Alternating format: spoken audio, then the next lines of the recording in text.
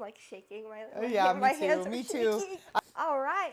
Welcome back to Your Friends Podcast. I'm your host, Megan. Now, I have my dream guest here today. No, like literally, you're my dream guest. No. My cousin. Love that. My cousin, freaking famous author, paved the way for herself when people might have not believed in you, which is so amazing.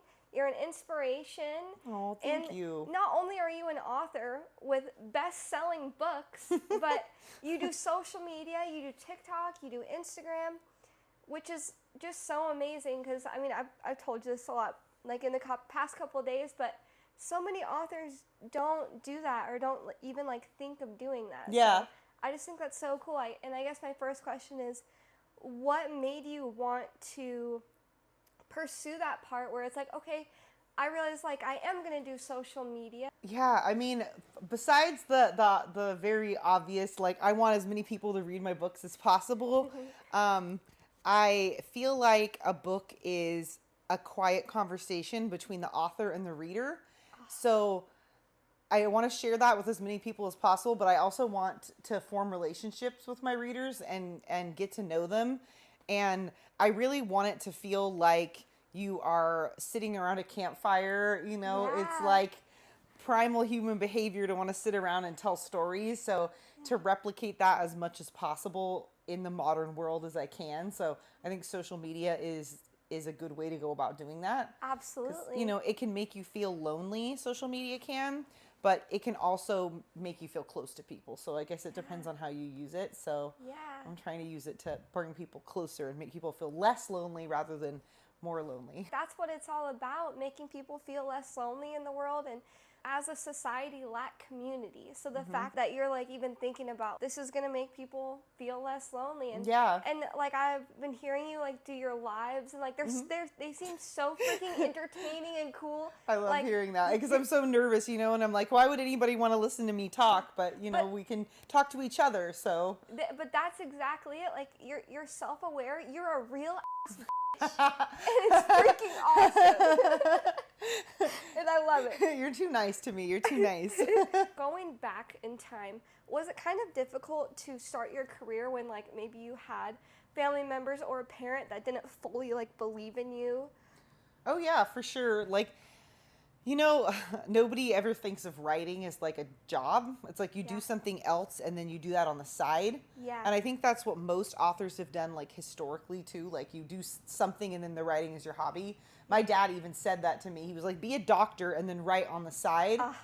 And I mean, I get it, but you can really make a job out of anything if you work really hard at it and you put all your effort into it and you figure out how to, rather than just write books, like what else can I do with my books, to make this a viable career. So my dad also thought that because I was writing books that he didn't find appropriate, that he asked me if they were worth the cost of my soul, which is an interesting question. But honestly, my storytelling is my soul. Yeah. So it's not costing me anything. I feel like it gives back to me. Absolutely. But I think especially with AI, everybody's thinking about it to some capacity. And how can I keep storytelling if AI can keep storytelling? Keeping the humanity in it. Yes. Keeping it human and keeping it original and unique. Because I think that if you have a relationship with your readers and they know where their stories are coming from, I would much rather read a book written by a person than written by AI. So I think that's important to keep in mind too, just to keep yourself in it. A lot of people don't even think about that. So the fact that you do is just you're on another level. And that's why I'm like blushing. I'm like seriously though, like I hope you know how freaking cool you are and like how cool you look to others. I struggle with that. I struggle with self-confidence. So Me too. I appreciate it. And like you giving me compliments and like I'm trying to take them in, but I'm like embarrassed. It's hard. It is it's tough. Hard. I have a really hard time taking compliments too. Yeah. Especially like if you've had a parent or if you had people in your life didn't treat you the nicest, never really said good things or never said they were proud of you, that stuff sticks with you. And then when someone like is kind to you, it's like, my brain doesn't know how to respond. Yeah, you're used to being shot down and demoralized and diminished, and so. Yes. And it's interesting how easy it is when someone tells you that you're shit, and you just immediately accept it, and you're like, "There, I am shit." Yeah. And then like, someone tells you, "Hey, you're awesome," and you're like, "No, I'm not." Of course, they're just saying that. Like, why is it that we take negativity and we internalize it, and then positivity, we're afraid of it? I don't know. I do the same thing. I don't. Seriously. Yeah. It's almost like we have to backtrack and like rewire our brains to take those compliments and realize, whoa, wait, I am kind of awesome. But it's really freaking hard to get there. It is. And it's literally like rewiring your brain. It really is. Like, if we could just take, hey, you're freaking cool, as easily as we take fuck you, like. Yeah. I don't know if I can cuss. But you can, oh, totally. Okay. You can say whatever you want. But yeah. If we could just take the positivity at the same level we take the negativity. Yeah. That would be a good place to start. So, but I'm working on that. I'm trying. Me too. The world would be a happier place. People would be happier. Oh yeah. Oh yeah. Now you have a freaking lovely, amazing wife, Amanda. Yes. And the past couple of days, I've been hearing you guys talk about like business, especially, and the way you guys communicate and work together as business partners, as relationship partners, as like supporters of each other. It's really beautiful to see. Oh, I love that because she's so freaking awesome, right? Like. Yeah. How did she start? Helping you with editing and the book covers. I mean, I gotta say, having somebody that's got your back, that you never have to worry about, is this person sabotaging me? Are they she never is, and I know that. Yeah. But it's not something that you know instantly. I feel like you have to start a relationship, and if it's good for like the first year, it should be really, really good, and then that's when you start working out the kinks, and it should get better over time. And I feel like she's earned my trust over the last, oh my God, we've been together since high school, so it's been a really long time. But when I started writing in 2012, there wasn't like now, if you write a book, you can go online, you can find a cover designer, you can find somebody that can format it for you, or you can get software that's really easy to format an ebook. You can pay for an editor, a copy editor, all that stuff. There's like all these services out there. But when we started in 2012, there were no services. Like Amazon's self-publishing was really new. What happened was I was writing books, had always been writing books, and I finally started finishing some of them, because that's the hardest part, to actually finish it. We were like, okay, so what do we do for a cover? So we looked at all the stuff on our shelves, all of our books, and we were like, okay, this is what we like. And then I worked overtime hours, was working at Enterprise Rent-A-Car, the call center. So, you call in to make a car reservation. That's what I was doing. And I was lucky because I got to work from home and do that. So I was there with Amanda. But I took a bunch of overtime hours to get money to pay for a Shutterstock subscription, and that's like stock photos. Okay. So you pay this fee, and then you can use the photos, and you can legally use them on your book cover and whatnot. And you don't want to just use the plain photo. You have to edit it and make it look pretty. So Amanda was like, you know what I'm going to do? I'm going to learn Photoshop. So she just downloaded Photoshop, started watching YouTube tutorials and stuff. She figured out how to make Photoshop and started making my covers. And if you look back at the Seven Wicked, that one with the green cover that I gave you, it's pretty bad. But that was the start. And we just for formatting, we opened our books and we're like, oh, this is this kind of spacing. Oh, this is how it's done. And we just try to replicate that. So she's learned along the way. Every time something new needed to be done, how do I do this? And she'll just figure it out. I think that it's a combination of bravery, because she's willing to jump into anything, and patience. She will read a whole Reddit thread about how this, whatever it is. It could be carpentry, or it can be something to do with our books. And she'll read it, and she'll watch YouTube and stuff, and she'll figure it out. And that's what she did. So now I do the writing, and she does formatting, the covers, the any art, character art, all that kind of stuff. So I'm mostly just writing and social media, and she's everything else. Yeah. Yeah. That's amazing. Well, what is your advice for people who are in a relationship? Knowing what the other person's expectations are. Okay. because some people they like a lot of alone time. And so they might have their activities and you have your activities, and you know that you like to have alone time and then come together for whatever it is, dinner, weekends, hikes. Some people like to be together all the time. Yeah. And if you want to be together all the time, like, how do you make that happen? So we picked a job we could work together. Yeah. Because, like, if she was, a doctor and I was a lawyer or something, we wouldn't see each other very often. And some people are okay with that. But I think just knowing what somebody wants, like, I love writing and storytelling. If I was with somebody that wasn't interested in it and they didn't want to talk about my books with me, I don't think that would work very well for me. But I do know people who are authors whose partners don't even read their books, and they're okay with that. Yeah. They don't mind that separation. So I think really knowing what you want, like, and make sure it doesn't have to be what other people want, just what do you want, and then seeing if that person's wants match your wants. I love that. Yeah. I love that. Good. How? Hope it's useful advice. It's so because like I'll make YouTube videos on like my blog channel, or like I'll post a podcast, and my boyfriend, I'll be like, "Did you watch my new vlog yet?" He'd be like, and he's always like, "Yes, I did. I thumbs up. I liked it." And in the past, I've dated guys who I would beg. It's honestly so embarrassing. I would beg these men to watch my podcast, and they could not be bothered. Right? And, like, some of them were even unemployed, had all the time in the world, and they could not be bothered. And it's like, if you were like, some people might say, "Don't you dare watch I don't want you to watch it," like, and their partner knows that. Yeah. And that's fine. Like, there's no right or wrong, but you have to make sure that you're getting what you need out of the relationship. If you want them to watch your blog posts, it's important that the vlog, they watch it, Exactly. It's important, so. Exactly. Yeah. I guess my other big question is, okay, so you said you started writing in 2012, but I'm assuming, did you journal when you were growing up? I mean, I still have them, boxes of old notebooks, not journaling so much, but stories. Like, I found one the other day, and it was like a Pokemon story I wrote when I was like 12, and it was terrible. But I think to become good at anything, you have to give yourself permission to suck at it first. Like, nobody gets good overnight, so you have to, like, give yourself some grace and say that I'm going to be really bad at this for a while, and that's okay. Yeah.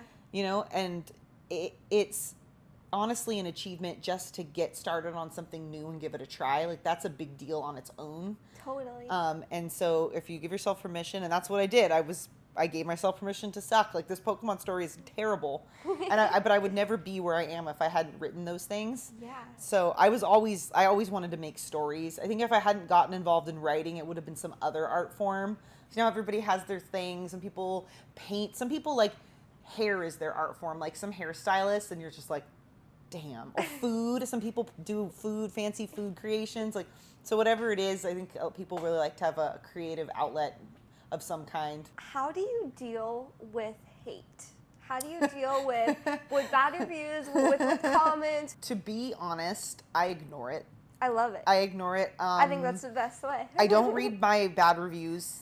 What I actually do is I have Amanda read the reviews for me. She can present it in a much nicer way than "you effing suck," But she can be like, "Hey, I noticed that among the 1 and 2 stars, everybody said plot went too fast in the end or something, or the scene was too short, or whatever it is," and she'll give me like a summary so I can improve. But you have to remember that negative attention on the internet doesn't necessarily mean that it's positive criticism. So you don't have to take all of that in. So, like, when Amanda reads and edits my book, she's going to tell me from the best possible place, like, "Hey, this scene, I think you need to scrap it and you need to start it over." And that's not her being mean. She's not trying to hurt me, trying to help me and make the book as good as it can get. And, like, she'll always say, "I want you to hear it from me, not from your readers." Yeah. So you have to know who you're getting the criticism from. And a lot of stuff on the internet, it's not intended to help you. A lot of the times it's people lashing out for whatever reason. And that's okay, but you don't have to let that affect you. So I do ignore that kind of stuff. So I don't read reviews. Negative comments, I've actually noticed a good half the time, I feel like so much tone is lost with typing, and what the comment might sound like isn't what the person necessarily meant. Totally. So I will respond as nicely as possible the first couple of times. So I'll respond to them, they respond back, I'll respond to them again, they respond back. If I feel like they're getting more hostile or it's not working out, I will just, again, I will walk away and I won't respond. If they get really nasty, I have blocked people, but that's usually only for like if they're getting really aggressive or they're name calling or they're saying really messed up stuff. But so if it's just like a rude comment here and there, just brush it off. And I know that's it's a lot easier said than done. Like, because back when I first started, if I got a nasty comment I saw on Facebook or whatever, it would send me into a tailspin. I'd be depressed for days. Now I'm like, okay, it's okay. I don't know. That person might be having a bad day. Yeah. They might be having a really bad day, and it's not about you, so don't worry about it. Yeah, like you're at a place where you're able to like rationalize it and not let it like affect you. You can choose sometimes, not always, but sometimes you can choose to be happy. And when you read a bad comment, I feel like it's not such a big deal that you need to have a breakdown. I think you can choose to look past it, and it's not easy. I'm not trying to make it sound, it's like one of the most difficult things I've ever learned, but yeah, just unplug, go touch some grass, like quite literally, go touch some grass. It'll make you feel better. Nature doesn't judge you. It's not looking at you in any sort of way, and you can remember that the whole world isn't in the phone. There's a world out there too. So if this world is upsetting, like just go out there. I love that so much. And so you have a house in Arkansas, and you told me that your favorite thing about Arkansas was that there's less people, but which I love because I'm all for that. I'm like, less people, more trees, wherever that is, I'm there. I love trees. Yeah, me too. But you said something really interesting to me. So the city that you live in, Eureka Springs, which is so funny because we're from Eureka, California. And so Eureka Springs, Arkansas, you said that there's like this energy there. And there's like water everywhere. And it's just, it inspires you to write. Could you like describe that energy and like how it makes you feel? So gosh, this is crazy. And so I do think there's like a science to it. Like, I mean, underneath that area, there's all this groundwater, which is why they have so many springs. They have like a whole bunch just in town, like right on the street. There'll be a little garden. You walk over and there's the spring in the rocks, you know? And I think that there's something about the groundwater being underneath you. You can feel it when you're there. It makes me feel positive and creative. Yeah. So one of the times I was there, I think it was not last summer, but the summer before. So like 2 years ago, I was there and I had really bad insomnia. And I got up and I was like, I think I'm going to work on my books. And I had 2 books that I was stuck on with writer's block, 2 different series. And I just sat and looked out the window at like the lake, and it was dark. So it was like moonlight, right? But I was like, oh my God, I know how to solve these. Like, they felt impossible. Anytime I come to a writer's block, it feels impossible, and you're convinced that this is the time you weren't going to figure it out. This is the time you are not going to be able to get through it, and it will happen if you just keep going. And I got both of those writer's blocks solved in one night. One of them, if anyone's watching and they're familiar with my books, so Death by Daybreak, my trilogy, it's like an age gap motorcycle club romance. Yeah. The second book, the beginning, there's this really cool scene where the main character is being forced to marry, like, I guess he's like the prince of the mafia, if you will. He's like the Don's son. And they're having this big Catholic wedding, and her motorcycle club family comes in guns a-blazing, and they like rescue her from this wedding, and she picks up an Uzi in her wedding dress. Like, it's some dramatic stuff, but like I got that in Eureka Springs, and I love that. I feel like it can't just be me because it's an artist's like enclave. Like, people would go there, they would travel there and do art specifically. It was like an oasis in Arkansas for artists to go to, and I feel like you can tell when you're there. Like, it's got that vibe. So much local art, and like people really appreciative of that kind of stuff. Also, kind of like what you were saying with how there's water under the town. There's so many springs. They always say like water is a conduit for energy and possibly even spiritual energy or like supernatural energy. Yeah. And like limestone. Oh yeah, is a huge there's limestone conduit. all over. Yeah, Really? absolutely, all over the place. They have really weird, like limestone rocks and cliff formations. Like, I hiked there last time, and there was this area that looks. I don't know if you've seen The Princess Bride. Yes. Yeah. Yes. You know the part where he fights the big guy Fezzik, right? Where they're wrestling, and there's all those rocks. It looks just like that, like in the movie, like. It's magical. I felt like the rocks were like this close to coming to life and like having a conversation. Like it's really, really a cool place. I love that. Yeah. Now, I feel like a place like that, you almost have to kind of be like drawn to it in a way. Like, did you feel like you were drawn to that city because of that? Like, so they have this thing in Eureka Springs, and it's called the boomerang effect. And it's where you visit and then you visit again, like, and again, like you keep coming back, and it's a phenomenon that happens there. Yeah. And so the first time we went, it was kind of an accident. Amanda was trying to find, my wife was trying to find a trip to like take my mom on. She typed in cute small towns with antique shops and just went through a list of like top 10 towns in the US to visit that are cute. And we just picked it at random, and we're like, what the hell? Let's go. And then after that, we were like, and then again, and then again. And then we bought a house there, so yeah. That's so cool. Now, you're kind of into ghost hunting, or it intrigues you. What do you think about ghost hunting or about the supernatural intrigues you? Because I'm super intrigued by ghost hunting, so it's like, I want to know like what you think is so cool. I'm really into and open to the idea of that kind of stuff. I've never personally had a ghost like experience. I would love to have one, and I believe that there could be ghosts and stuff, but I've never encountered it. So the idea of searching for and finding this thing that everybody wants to know that there's something else beyond this life, right? So if you found ghosts, you've got proof.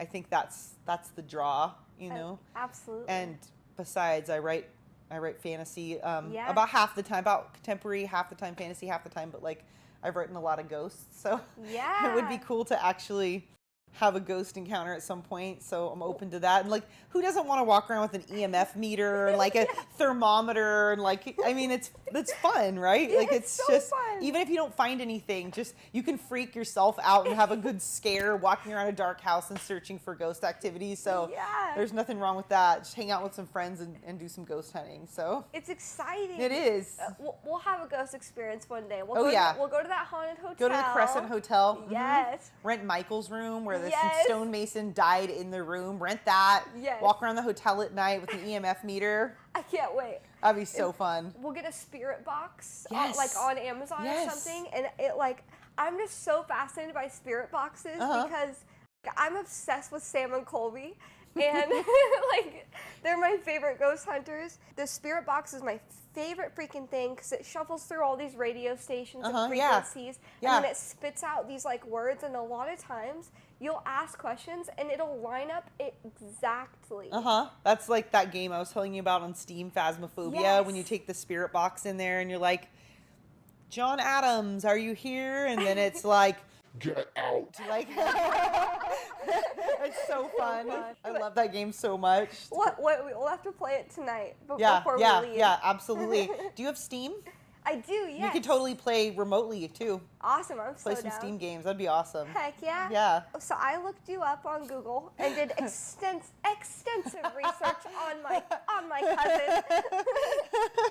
And you have a quote on there that says, "I write with music and make playlists for each book with Spotify. Usually there are candles and incense involved, some tears, blood, sweat, a bit of magic drawn from the soul." Oh yeah. Sometimes it's a series, and sometimes it's each individual book. It just depends on like when I did the Alien ones, I wanted the same songs from book 1 and book 2 and 3, so I used like a series playlist. Sweet. But some of my other ones where I wrote the books at like different times, they have their own. Each book has its own playlist, and like my music is completely weird. Like, if you might listen to a playlist and it might be like Eminem and then some classical music and then a bunch of K-pop And like it's I don't have like one thing. I listen to pretty much everything.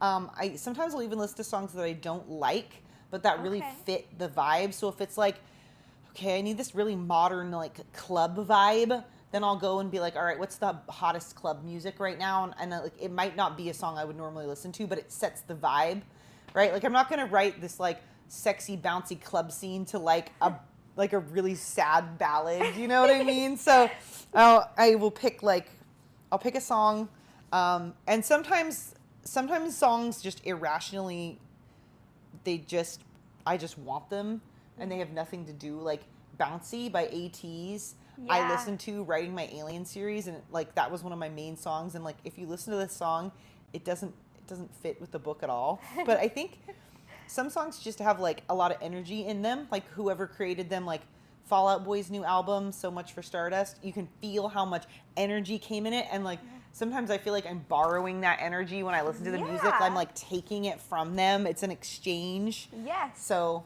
you're bouncing off their energy. Yes, exactly. So like N Flying, so it's N period Flying. They're one of my favorite rock bands right now. Like their song Shooting Star, like I feel like it fed my soul listening to that song. Like it was like food for the spirit, right? Have you ever put out a book that you weren't like super confident in, and then it does extremely well? Yeah. And you're Adventures in Underland. I was super burned out when I wrote that. I had been writing like nonstop, one thing after another. And like, even though I love Alice in Wonderland, I was super excited, had this idea for a really long time. When I was writing it on a deadline, and I only had a short period of time to work on it, and I just didn't want to because I was so tired because I had done so many other books like on top of each other. And so it felt like pulling teeth. Like every word was like it was tough. And it's the shortest book in that series. It's like 70,000 words, and like versus the last book, which was like 150,000 words. But reading it back now, I feel like you can't tell that I was struggling. Like it comes across well. So it's one of those ones that I was surprised because in the moment writing it was physically painful. Yeah. But it's one of my favorite series, so it worked out in the end, right? I love that. Now, one of your biggest series is the Havoc Boys, right? Mm-hmm. So, what do you think sets that series apart from your other series? You know, to be honest, I put the same level of effort, even like with Allison, where I was struggling and I didn't want to do it. I still put the same effort in. I always put the same attention. I think it's just sometimes it's luck. Yeah. Like what is in at the moment, and like did the right person see it and then they shared it on social media, and like there's a lot of luck involved. So it's best not to take it personally if it doesn't do well, because there's so many factors that you can't control. But as long as you know that you put your best work out there, then you don't have to worry about anything. You know, if it doesn't do well, it's okay.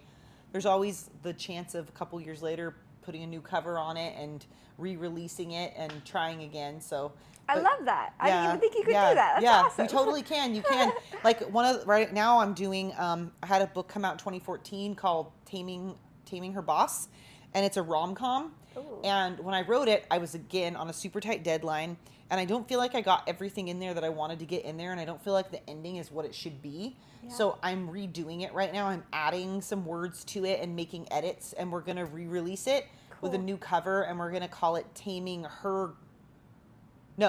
My Grumpy Boss is going to be the new. So it was Taming Her Boss. Now it's Taming My Grumpy Boss. I like and I'm adding, I'm making it better. So you can always take your old stories and revamp them and refresh them with new experiences and try again. So, and if you really love something and you're like, I don't know why this didn't do well the first time, maybe it just the timing wasn't right, just do it again. Sometimes it's not the book, it's the cover, it's the title, it's the blurb, that kind of stuff. Yeah. So Havoc, I mean, I love that story, but I love all my books, so. Do you have one that's your favorite? Okay, this changes all the time. Okay. So I have to at least give that disclaimer. Right now it's If You Don't Love Me, We Both Die. And that's the one that I most recently released. It's a standalone, but it's it could have been a trilogy because it's 246,000 words. Whoa. Yeah, it's thick. It's a girl who her family's cursed, so it's hard to explain, which I think is why it didn't sell as well as I wanted. This is one of those ones. It's not supernatural or fantasy. It's contemporary. The only supernatural thing is this curse. We don't go into the origin of the curse. That doesn't matter. What matters is that she gets matched to the world's most famous pop star, who's basically a male Taylor Swift. Okay. And she gets matched to him, and she has 1 year to make him fall in love with her, or they both die. And there's like a lot of grief though, because her cousin, who she grew up with, who's basically her brother, he got matched and he didn't make it, so he died in front of her. So she's got like severe trauma from watching him die. And so her and her brother like go on this road trip to try to go to this guy's concerts to try to meet him. And then she's trying to get him to fall in love with her, but he's really guarded and he has trust issues because he's a famous pop star and people lie to him and they're always trying to get things out of him. So he's like super standoffish and like really hard to make a connection with. And yeah, I'm obsessed with that one. It gave me. I'm obsessed. I'm ready to read it. You got me. Yeah, it gave me a book hangover when I finished it, and so yeah, that's my current favorite. But before that, it was Devil's Day Party, which is another standalone I did, and it's set in Eureka Springs, Arkansas, and it's one of those Groundhog Day ones, you know, where the day repeats. Oh yeah. So this girl, she goes to this high school that's like, it's hidden in the woods and it's for like rich kids who are delinquent. Their parents like ship them off so that they don't have to look at them anymore. She just happens to live locally and like goes to that school with all these horrible rich dudes.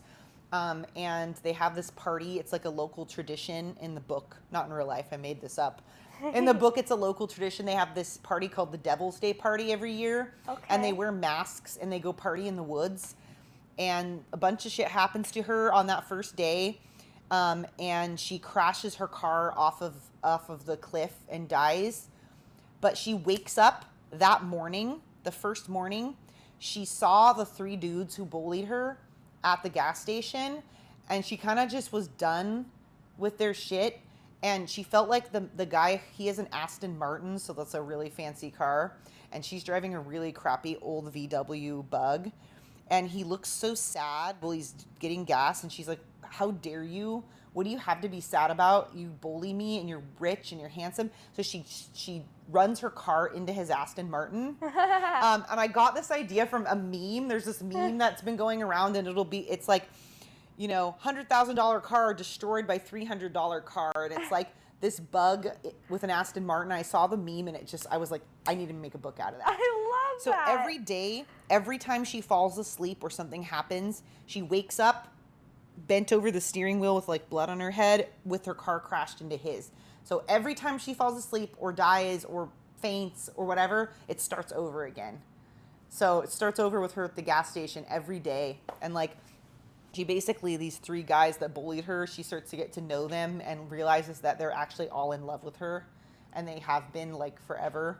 So, and then by the end, you know, she figures out how to stop the day repeating. So that's what that one is. I'm hooked again. I have to read it. That's a good one too. That one's super fun. I really had a good time writing that one. Do you often get your inspiration from like pop culture, from real life experiences? I feel like if you look for it, you can find inspiration in pretty much anything. Okay. So it depends. Like Devil's Day Party, I went to Eureka Springs for the first time, and that energy from there, I wanted to write a book. I knew that I needed a book set there.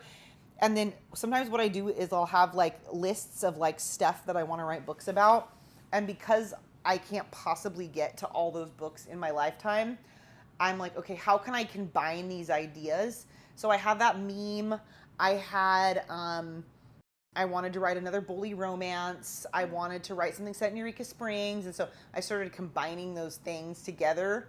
And but that's how that one came. But like this other series, Lost Daughter of a Serial Killer, yeah. I saw a news article about a girl who had been kidnapped when she was a baby from the hospital. Oh, wow. And 20 years later or 18 years later or whatever, her family had found her, and she found out she was raised by her kidnappers, but her kidnappers were really awesome people.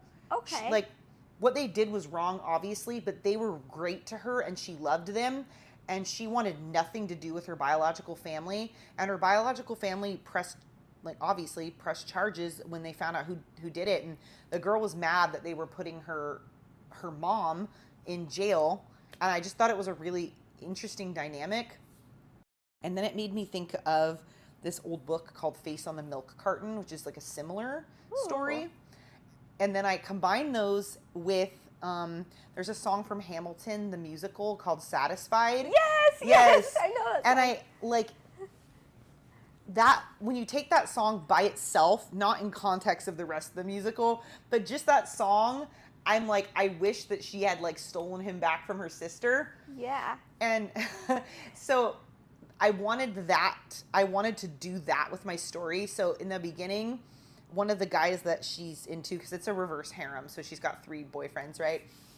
One of the guys is her sister's boyfriend, but she loves her sister, and her sister's really awesome, and so she doesn't want to hurt her sister. Of course, there's all this stuff, like, behind the scenes. He's never kissed her sister. They don't have, like, any kind of physical relationship, but she ends up getting with him. But it was kind of like, I got that from that song, Satisfied. So it was like a combination of the news article and the book I read when I was in middle school and the song. That's so cool. So like you will pull your inspiration from different things and you'll stack them on top of each other and then see what works. Yeah. That's so cool. And I think sometimes, like, with books, like, or anything, it's like almost overwhelming. You've got like endless choices. Like, if you sit down to write a book right now, you can write about anything. So you kind of get like, but if you kind of give yourself like some boundaries and you have to think inside those boundaries, it makes you super, super creative because you've got these limitations and yet there's still so much you can do. So like, like I said, that one, it was Eureka Springs, bully romance, meme. And then this one, it was news article, old book, and song. So like that's how they come from, and then they evolve from there. Usually the story takes off on its own. Do you write it down on paper and Sometimes, like see if they work? Yeah. Or like, so sometimes I think your brain works different when you handwrite stuff. Yeah. It gives you a break from the screen too. So I really like to do the handwriting. I was talking to you about morning pages, which I got from The Artist's Way, Julia Cameron. Check it out if you haven't. It's for any kind of artist, not just writers, not painters, whatever, anybody. And she suggests when you wake up, you take your notebook and you write 3 pages of writing with your hand. Or sometimes I'll write little flashcards and I'll write, and I can move. I like to physically move them around and like look at them.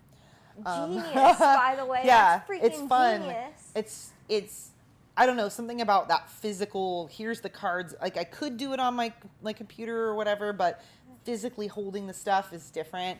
Yeah. I think too, when you're storytelling, just remember you don't have to use every idea you have in one thing. Sometimes stuff doesn't work and that's okay.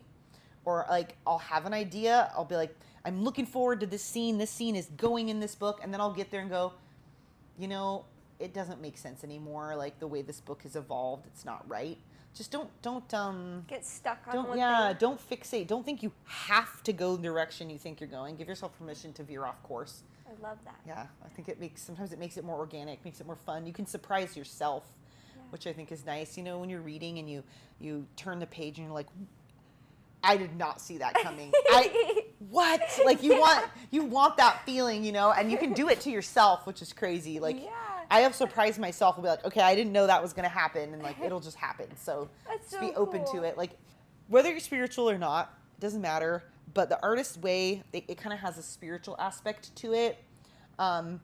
She says God, but it doesn't matter. She's like, you can do whatever you want, the universe, energy, whatever. But sometimes when you're creating, it feels like it's coming from somewhere else. Yeah. Like, I was telling Amanda, like, sometimes it feels like the story is written and I'm just like an archaeologist with a brush and I'm brushing the sand off and revealing it like it was already out there somehow. Yeah. So I don't know what that is or why, but like a lot of creatives will tell you, you know, you can feel like it's already there and you're just uncovering it. So that's fun. It's almost like your destiny. Yeah. Like you're uncovering your destiny. So I think if you leave yourself open to like, don't get too married to the idea of how this is going to end. Maybe you thought it was going to end this way and that's not right. So be open to change. And you can always save your other good ideas for something else. Do you ever feel like you're writing one book, but you have so many different thoughts that you're like, Oh no, I have to write like 2 or 3 books at a time. And Oh, you're yeah. like switching between them. 100%. I cannot stick to one project to save my life. Yeah. Which is probably my biggest weakness as an author. I have like a lot of unfinished series. So what I'm trying to do right now is not to release anything until the whole story's done. Yeah. So like what I did with my Alien books was I wrote the whole series and then started to release the books. Rather, because in the past I would write one book and then release it, and I might work on something else for a while and then come back and finish the series. But now I'm writing all the way through, but I can't only work on one thing at a time. I have to have a couple of projects, because sometimes you go to sit down and you feel really silly and goofy, and horror romance is not the right place. So I'll jump to like a rom-com and get all the goofiness out. Then I'll be like, I want something really dark and creepy. Then I'll jump back to the other one. Yes. So you don't get the genres mixed up. So I really like to do 3, 4, 5 at a time. I love that. Yeah. I love that. I've recently, I guess like in the past year or so, decided that I wanted to write a book, multiple books about about my life. I have so many crazy stories, and I've attracted so many crazy people because of like who my parents are and what I was raised around. That I mean, I mentioned this in my last podcast, but I'm writing a book about my relationship with a sociopath, and that I've told you about and everything, which is really cool to talk to you about. And then I'm writing a book about my mom and how everything like she put me through, and having a narcissist, like alcoholic parent kind of shaped me into who I am, and like the struggles with that. But I have to like have both tabs open on my laptop. Yeah. So like we're writing the sociopath story, we're like, he came over, and my mom was in the living room, and she said, hey, da da da, and he acted like he couldn't really tell that she was drunk, but I think he was just trying to protect my feelings. And she says, like, blah, blah, blah. She spills her alcohol and almost stumbles onto the floor. And then I'm like, wait, why does that, like, need to be in this? I don't need to go too into, like, my mom's issues when, like, that book is about my relationship with the sociopath and everything he did. So I definitely find it really helpful to, like, have both open and like, switch back and forth. Yeah, that's what I do, too, the tabs. Absolutely. Just, like, I say pick a number and be like, no more than 5, because otherwise I'll just have 10, 12 tabs open. So definitely do multiple projects, but like be like, my maximum limit is 5, and I have to finish these before I can do something else. So I like that. You get both worlds. You get to work on a bunch of stuff, but you're also going to stay focused. Like Now, you told me that one of the things you do for writer's block was like go on a little walk. Is there anything else you do for writer's block, or any like routines or rituals that you would do? Writer's block sucks. There's no way to get around it. Like, everybody gets it. I get it. And it feels, like I said earlier, it feels every time like you were never going to break through. It's impossible. This is the one time you're not going to be able to get over it. But going on walks helps. Switching projects helps.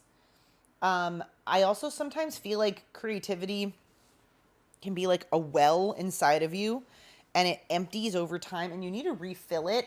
Yeah. So you need to read some new stuff, watch some new movies, try some new things, even if it's as simple as like a new food.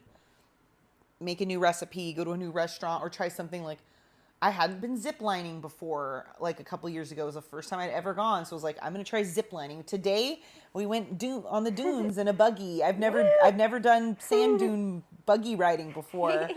So trying a new thing helps fill you up.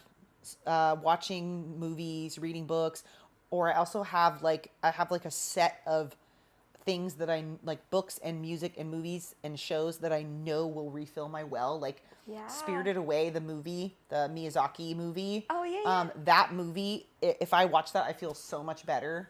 So having like your comfort things, so that's what helps me. But I also noticed that a big thing about writer's block is like, give yourself like a day or two to do this stuff. Then you just have to sit down and you have to just do it. And it feels like you're ripping your teeth out sometimes with pliers, but you just have to. Yeah.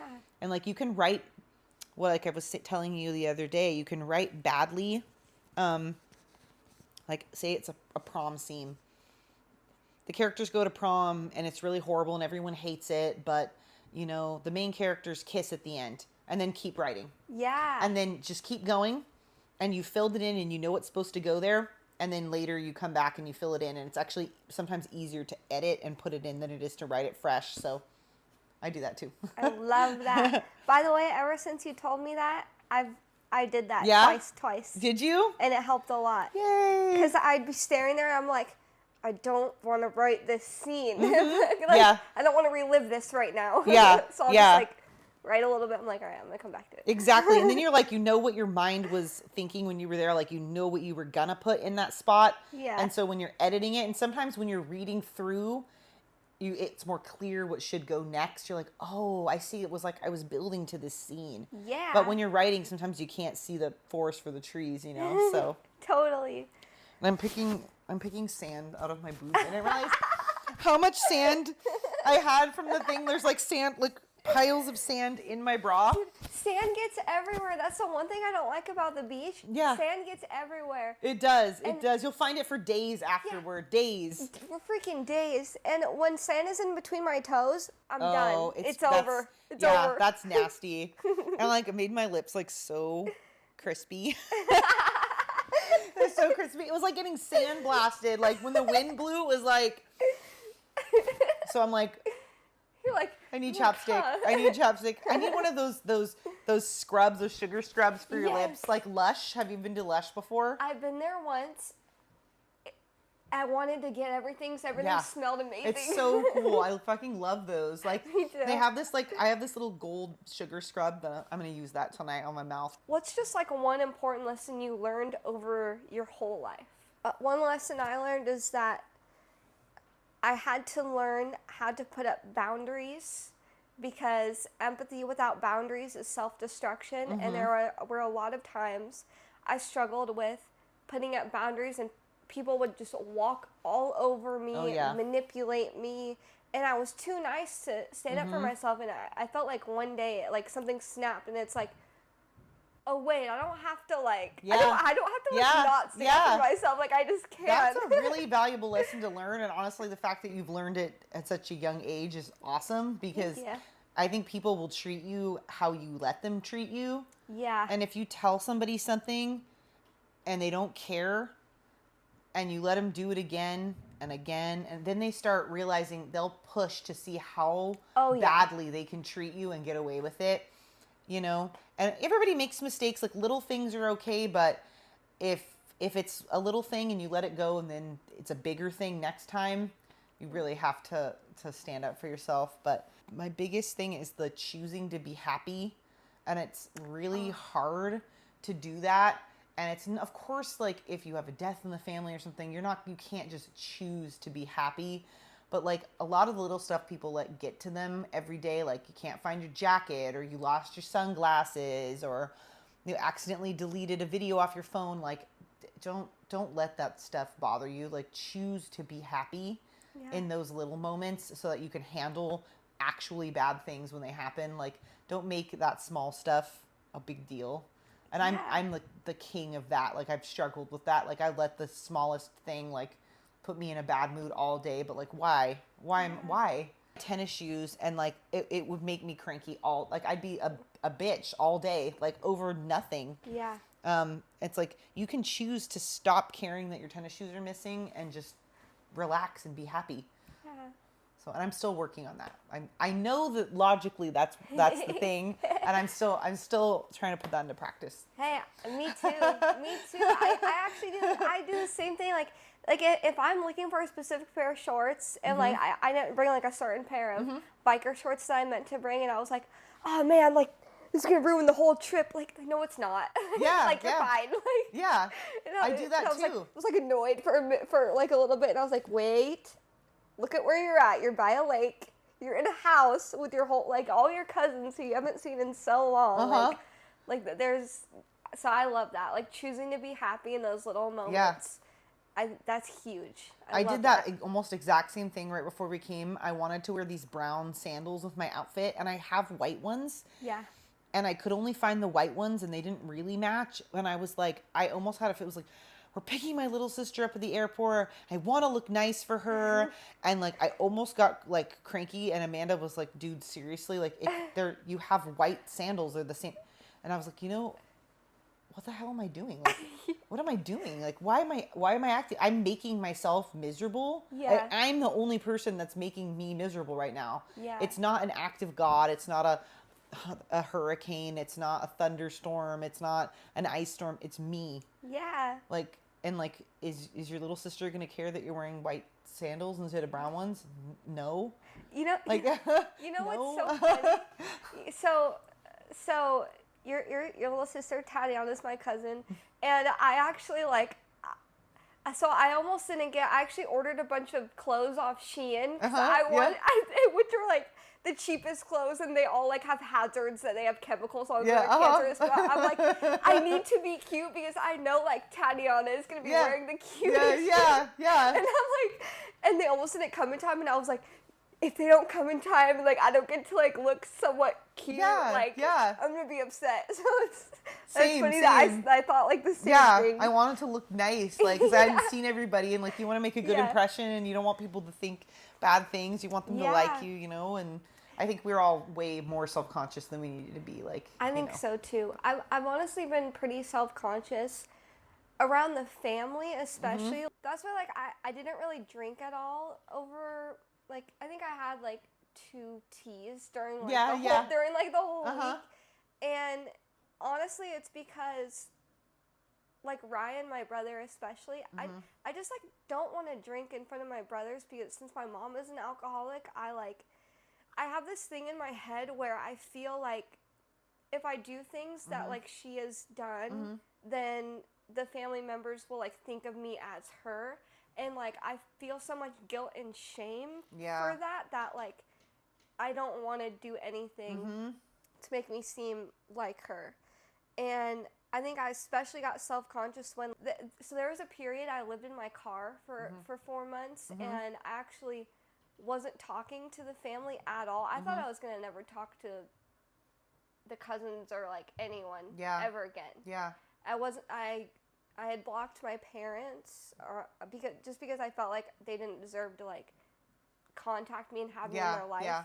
And I remember like living in my car, and I think there was kind of like this misunderstanding. I had left so many places, and I was actually living with Joe and his ex-wife, my cousin, and me and her didn't really get along. And there was one day where she would also like try to diagnose me with like autism and like say that I have all these things wrong with me and try to like control my like what I did with my money and stuff. I think she was just but I know where she was coming from, and I appreciate that of her so much. But it was kind of just this thing where like I had been to so many different places. Before that, I had been living with my half brother from my dad's side, and he was a piece of shit. He stole groceries from me, stole weed out of my room. And he's like a 42-year-old half brother that I'd only met like 2 times in my life. Yeah. And he just completely manipulated me, did not treat me like a little sister. I didn't feel safe there, so I went to this parking lot for 3 days, and I finally reached out to Ross. Ross reached out to Mikey, the cousin, and then I crashed on Mikey's couch for 2 weeks, and then that's when I moved in with Joe and his ex-wife now. And it was fine for like 7 months. I had a shitty boyfriend at the time who I would go stay at his house. And he ended up really hurting me. That's a whole thing in itself. Yeah. And like when after we broke up, I like went back home, and we kind of got in this argument, me and his ex-wife now, and it was a point where like she was yelling at me for 15 minutes because basically I had inherited this gold coin, and my brother Ryan like bought it off me and said, you should use this for your podcast. And I was like, yes, I love it. So that's what I did, and she didn't like that I was using it on my podcast. And so she started like just like telling me like what to do. And there was a point where 15 minutes she was just kind of like escalating, yelling at me, and I was just crying, just like kind of like frozen. And then I didn't feel safe anymore, so like I got all my stuff, and at first she blocked the front door and like wasn't gonna let me leave, and I'm like, please let me leave, like please, like I don't feel safe here. Yeah. And then I got in my car, and she kind of told a story to everyone, and basically I had jumped from so many different places. No one wanted to listen to my side of the story. Everyone was listening to her, or like my half brother, or like these shitty ass people that I lived with. Joe was great though. Joe was always really good. Really That's kind good to to hear. me, and we're awesome. I lost so much self-confidence when my family was like, we don't even want to hear you out. Like we've heard everyone else talk about you. Yeah, So, that's frustrating that they wouldn't at least let you tell your story. Like at least. Super frustrating. And I never stuck up for myself ever. And in that moment, I was on the phone with Mikey, and he was basically explaining why Ross and Ryan cut me off, and like why people stopped talking to me, and I just kind of like snapped, and I was like, I didn't like snap on him. I wasn't like rah rah rah. I wasn't like mean to Mikey. Mikey's great, but like I said, I was like, I really don't understand this, and I don't understand why no one is listening to me.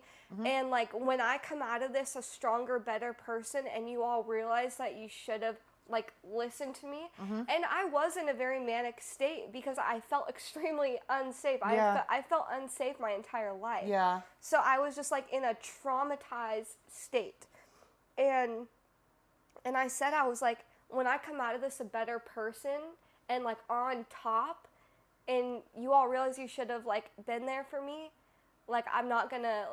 Like, I'm not gonna forgive you. I ended up forgiving everyone, 'cause, like, duh. Yeah. Like, of course, obviously it's miscommunication, misunderstanding, but that was important because Mikey literally told me, he was like, this is the first time I've ever heard you verbally stick up for yourself, and I'm proud of you. Oh, I love that. And I loved it. Mikey, like, he's so that was awesome. so great of you that you were able to do that too. That's not an easy thing to do. It's not to speak up for yourself. And I remember after that, I felt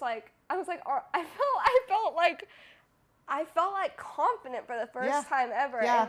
And I was like, I remember I was singing a Billy Joel song. I was like, I don't care what you say anymore. This is my life. Do do do. Oh, I love that. I was just singing, and I was like, this is great. Like, I can freaking stick up for myself. And I think, I don't know.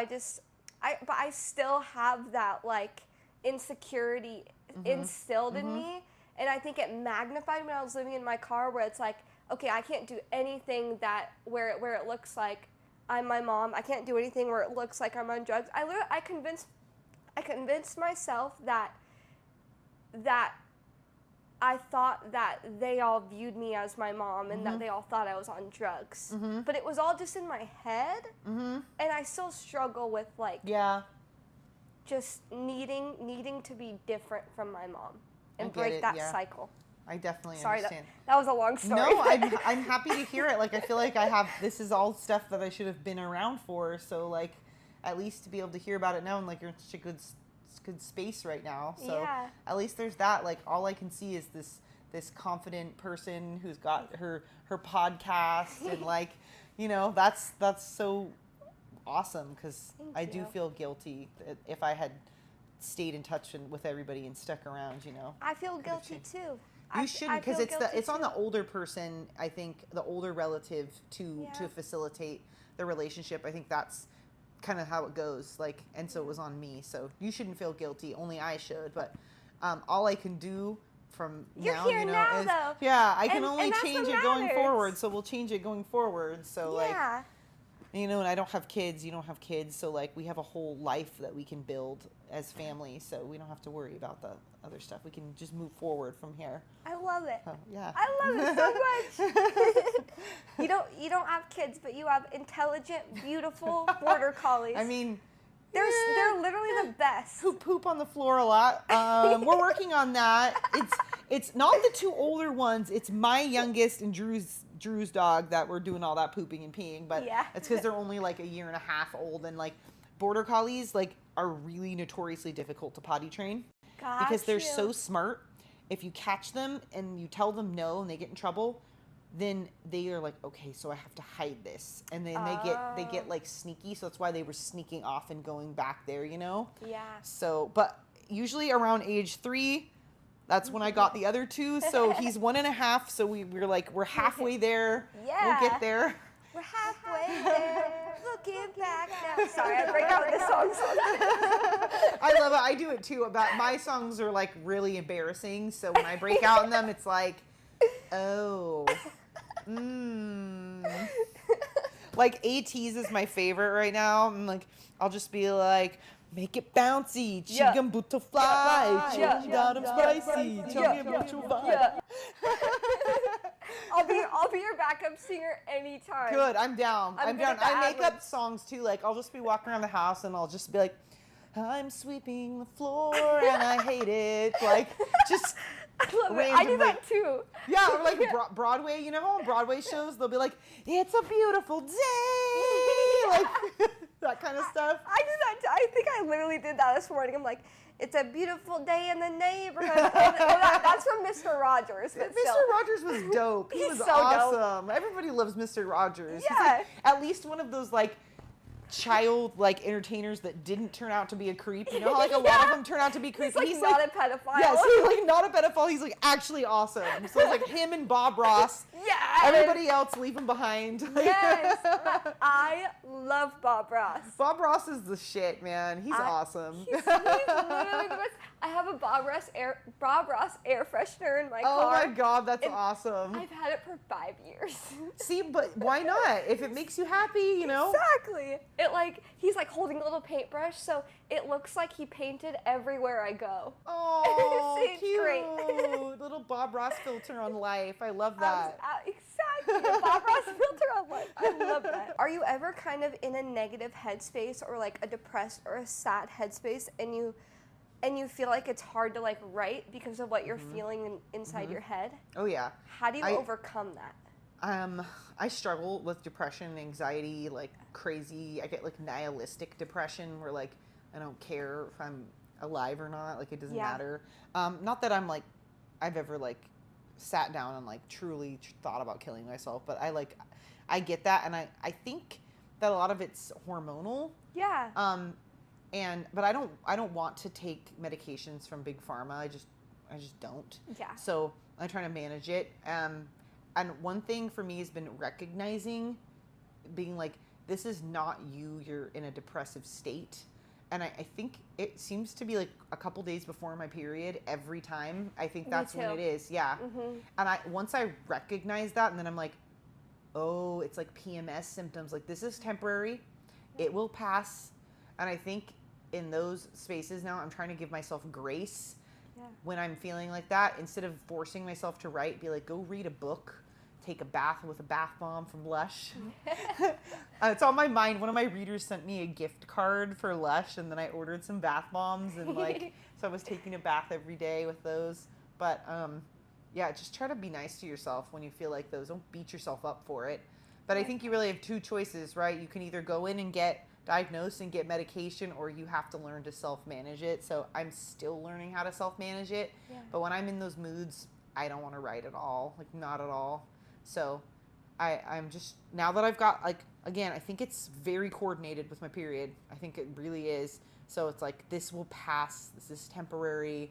Just remember that the journaling, the morning pages, that helps a lot. And just letting yourself do what you feel like doing when you're in those states. Be like, I'm depressed and I don't want to do these things. Okay, don't then. It's okay. Yeah. You can read a book. You can watch YouTube. You can take a bath. Yeah. And that's been working for me so far. I'm not, I wouldn't say that I'm an expert at it or that I have it figured out, because I certainly don't. Yeah. But that's what I've been doing recently. So I love that. Yeah. I tend to be pretty self-destructive. Mm-hmm. And extremely hard on myself.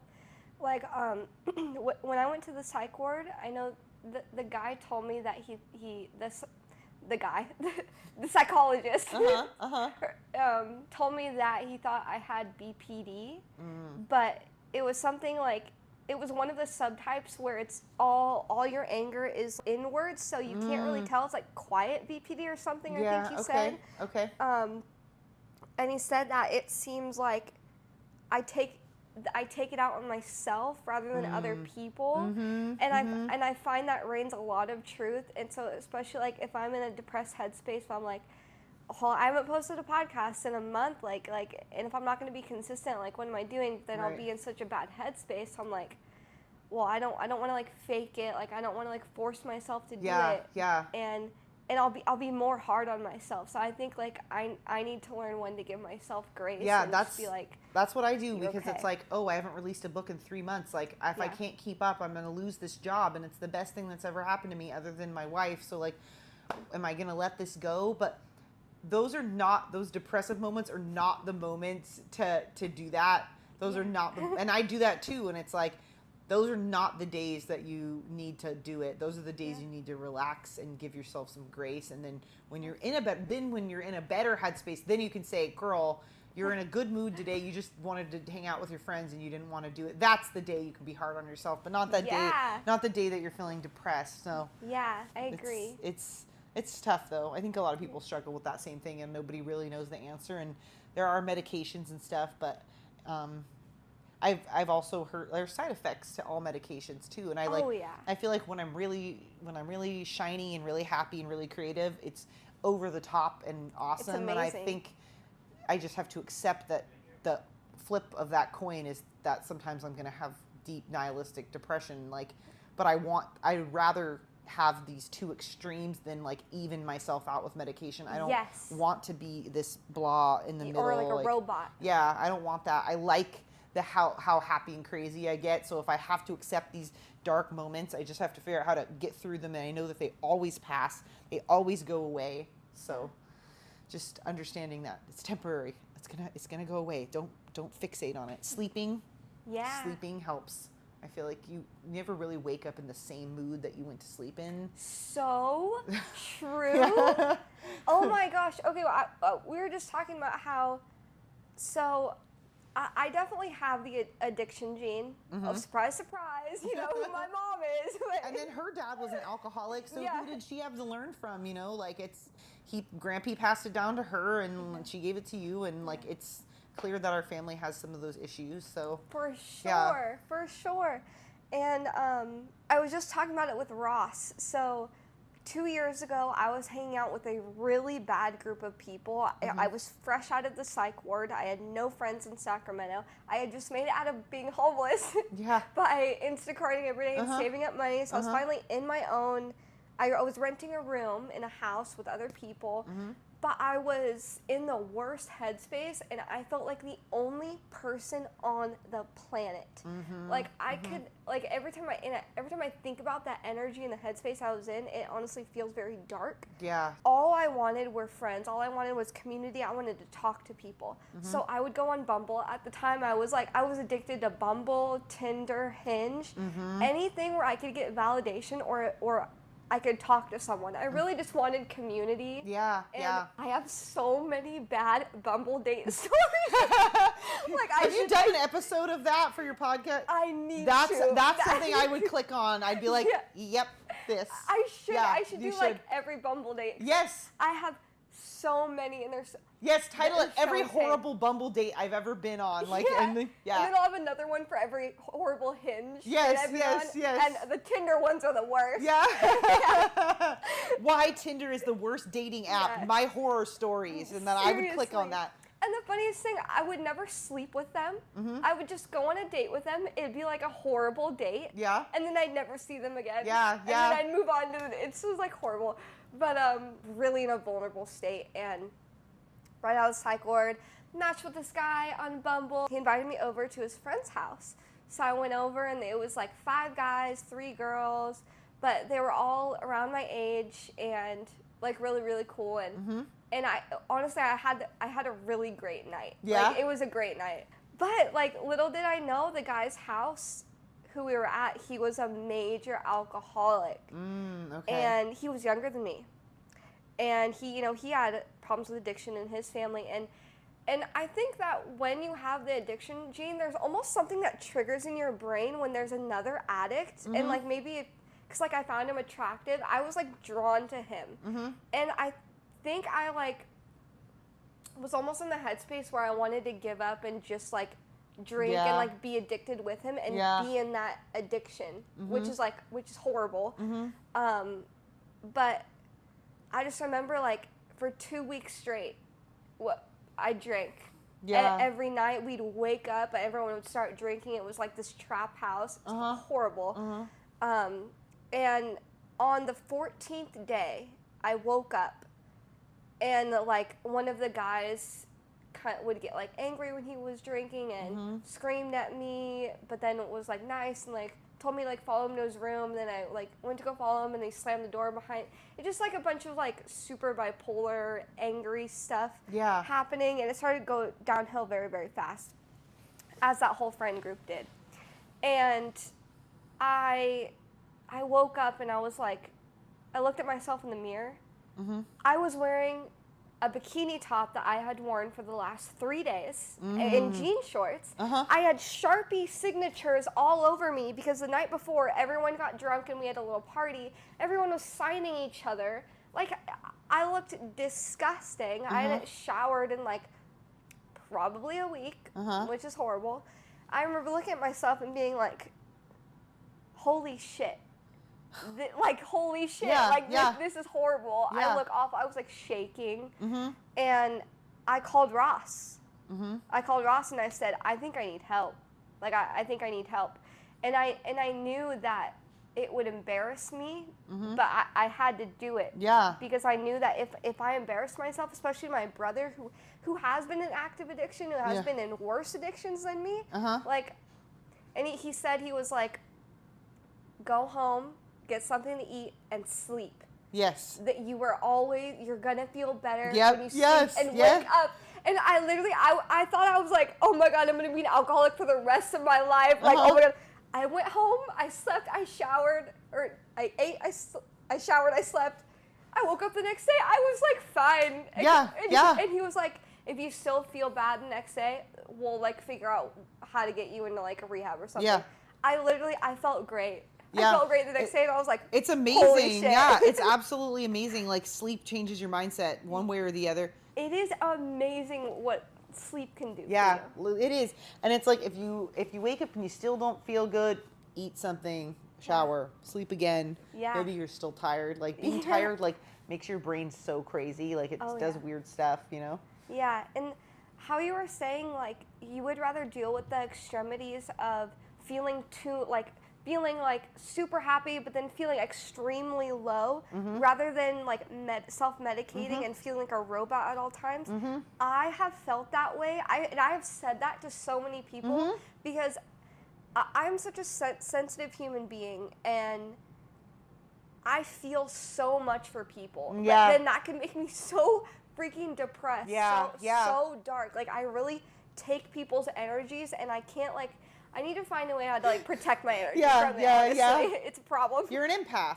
Yeah, I am too. Sure. Like, that's how I write my books. People will be like, "How did you write this character?" Yeah. I just feel other people's energies for good or bad, and sometimes it's really bad. Yeah. So. But then you have the other side of it where it's like beautiful, and you feel so happy, and you feel like euphoria. Like, you're on Molly. And it's like it's all natural, and it's like, all right, well, like. If I can feel this freaking amazing, I'm willing to deal with feeling so low, and I would rather just not, because, and I know some people are different, they would rather just feel like that same, like, not really happy or not really sad, but for me, it's like, that's our superpower. Yeah, I agree with you. You're getting a really amazing thing with this sensitivity and this empathy and this excitement, but you have to pay for it somehow, and so you just have to manage those symptoms, I guess. So I don't know what it is, if it's diagnosable as something or not. It doesn't matter to me. I don't care what it is. That's just part of us, I guess, who we are. So yeah. Absolutely. I love that. Okay, last question. What is like a really good memory from your childhood that you have? Or you could say a bad one or a funny one or embarrassing, whichever like comes to your mind. Honestly, since we're here, I feel like the times that I was together with all of the cousins, so there were 7 of us total, so it's me and 6 guys. But Yeah. I honestly think that growing up with 6 guys, it made me strong because I had to keep up with them, and like I didn't want them to bully me, and I didn't want to be treated differently because I was the only girl. But growing up with the cousins, like we had a lot of really good times as a full group. We played video games together, we wrestled on the trampoline, we would have sleepovers on the trampoline, like all 7 of us. We would sleep outside. Usually we would wake up in the middle of the night covered in dew and like freezing to death, and we would be like, abandoned ship, and everybody would run inside. And Joe and Ryan and I used to play imaginary game all the time. We had these really complex storylines. Wow. And we would do full on, like, we would act out everything. And like, I think that that's the foundation for my storytelling, is playing those games with them. Yeah. And that's definitely the highlight, is having had all these cousins and spending time with them. That's special to me. Aww. So I'm really glad that I got to come back here and like reconnect. And again, like, no one has kids yet. We all have an opportunity to like move forward together. And so I really hope that this is just a start and not like a one-off Me thing. too. Yeah. I hope we do this every year, because honestly, I haven't been this happy in a very long time. Yay. And I think everyone else is the same way. Like, I think everyone here does have a little bit of loneliness in them, and us all being together is just like, is great. Well, and this is the whole community right here. I mean, there were 12 people here, and that's a lot of people to have in your corner. So yeah. And yeah, we'll start planning next year, like now. Yeah. Honestly, it's not too early to literally start planning it and be like, these are the dates, and make sure everybody can have the whole time off. Yes. And that we can all meet in a certain spot and get it all set up. And again, if you ever need anything, you just message me, be like, I need help, or I want to come see you, and we'll just hop you on a plane. So love that. We can go ghost hunting. Yeah, we can go ghost hunting at the Crescent Hotel. Heck yeah. Fuck yeah. I'm down for that. Heck yeah. And they support that. They do ghost tours. They're all like from 6 to 9. They have a ghost tour running like every 30 minutes. Like, so they do go, and they bring ghost hunters into the hotel and like let them like do their thing, you know? So. Yeah. I freaking love that. I appreciate you so much. Like, I know I'm beating a dead horse here, but see there, my country accent comes out when I'm nervous.